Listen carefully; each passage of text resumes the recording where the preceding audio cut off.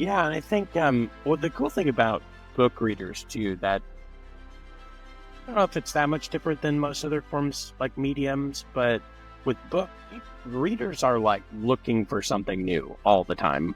All the time. Yeah, So yeah, they're always looking for something different. Where maybe with like movies and TV, like I don't go see every movie that comes out. I kind of like, yeah, that's not really like what I want to see or whatever. But like with books, I'm way more like, oh, that looks cool. That looks cool. Let's try that. Let's try that. So I do think that does help with books where it like absolutely.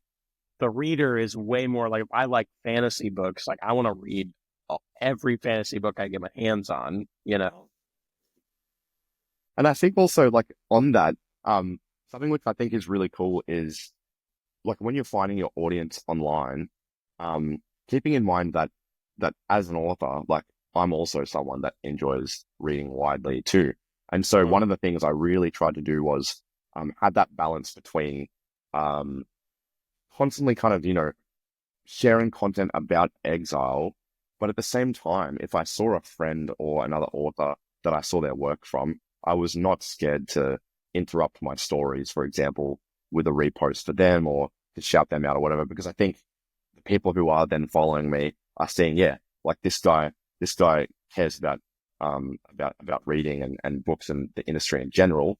He's not just Mhm. here to pander us with his book. And I think that's important to be really genuine about that stuff because you could go kind of, too far one way or the other. You could go Mhm. too far this way and say, oh, no, no, no, it's my launch period. I'm only posting about my book. I need to give it the best chance possible. But I think that's probably the wrong way to look at it because, especially as a young person, I always thought about the fact that authors were mostly inaccessible people to me. Mhm. So in this day and age, authors aren't. We're kind of changing the landscape a little bit. The fact that you can now go and usually find an interview or something with your favorite author tells us that authors are now thinking about this very differently to how they were thinking about the industry and approaching readers and stuff 10, 20 years ago. Um, Mhm. and so I think like the more genuine you can be online, the better it's going to pay off for you. Mhm. At the same time, if you swing too far the other way and then you say, oh, like, yeah, I've got a book coming out, but also I just want to like, continue to just like focus on everyone else's stuff, well, then you're kind of letting your own work slip through the cracks. So you got to have that balance.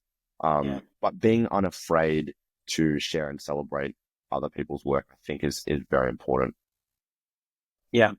Yeah. And I think that, I don't know where I heard this from, but it was making me thinking of a lot of times like the relationship with the thing happens before the purchase.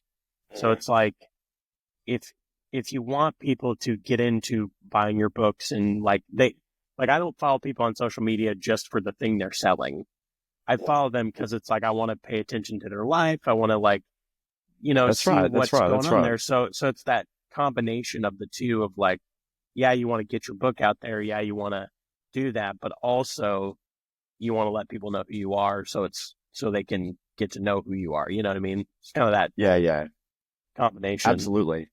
And I think also like you can kind of keep in mind some of the more focused kind of acronyms and things that people use in the marketing industry. Like I don't know if you've heard of like the 5 Ps of marketing, so I think it's product, price, placement, I think, or promotion, and also people, like the people that are engaging with the work.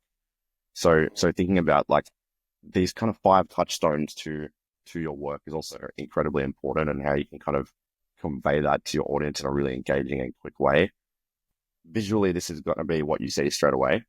And I think I've talked about this in other podcasts, maybe even last time we spoke, but these are my two covers side by side. And the thing about these two covers is I've got an iconographic cover and then I've got this more kind of sprawling landscape artsy cover, and they service completely different things, like not just Mm, different audiences, but different marketing purposes, like fundamentally.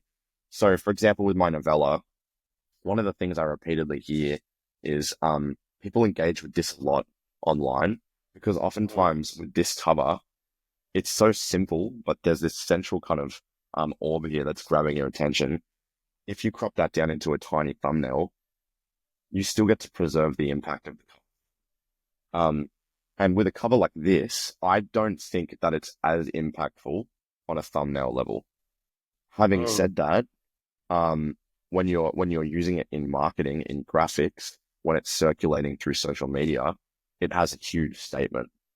So it services two different purposes. So it means that what I've got is I've got two products, they're related to one another, they'll feed into one another, and the way that the product's presenting visually to the customer, to the reader, are slightly different for different reasons.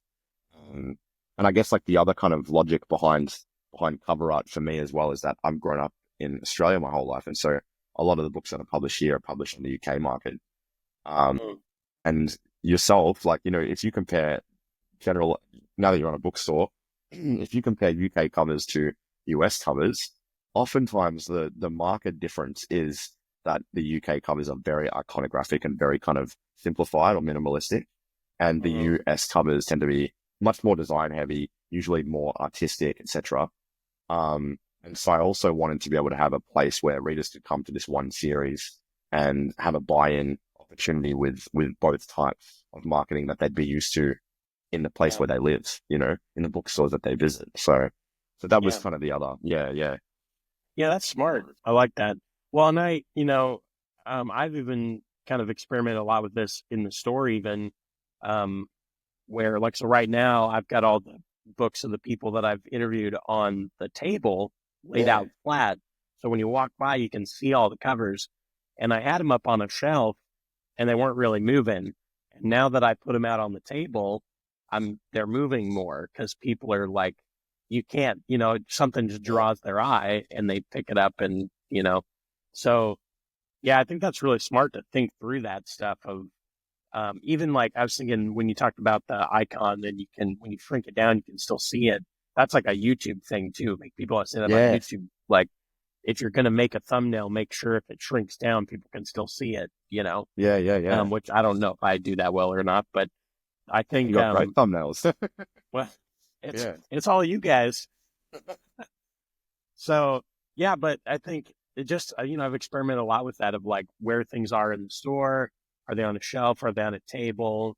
Um, are they in the front of the store, in the back of the store? Like all that stuff really matters for when people are looking. And Yeah. I And think so what, I think that translates to social media too. yeah, absolutely. Well, that's the thing. You're talking about placement, which is another one of those 5 Ps that I mentioned, and you're talking about it in the context of a brick and mortar store.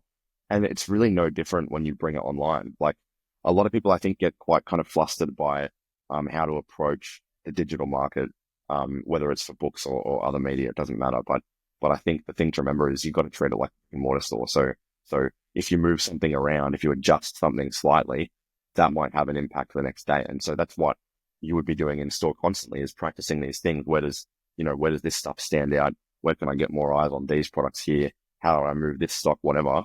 They're all decisions that you've got to make on a digital level too. So thinking about how the book presents on Amazon, or like, do you have your A+ content, which is kind of like the graphics and banners that you can add to your book page? Do you have that sorted out?